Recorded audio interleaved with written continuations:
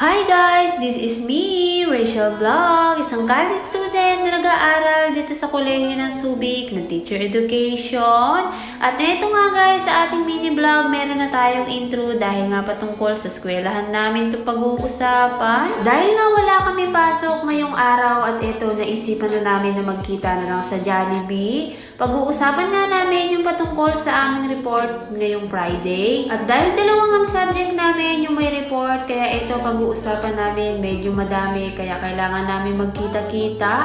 Ang hirap kasi na mag-discuss yung talagang sa online lang, hindi maintindihan kung ano nga bang gagawin. Dahil nga dito kami sa Jollibee nag-usap-usap at eto, wala nga kami pera, nagutom na lang kami sa amoy ng manok. Diyos ko. Gigising ko nga lang talaga dyan as in guys at pumunta na nga ako dyan at gutom nga ako. At sa part nga na to guys, tapos na kami mag-usap at medyo nagmamadali nga kami dahil may importanteng pupuntahan si Ben. At hanggang dito na nga lang ang ating mini vlog ngayong araw guys. At abangan nyo na nga lang ang ating next mini vlog.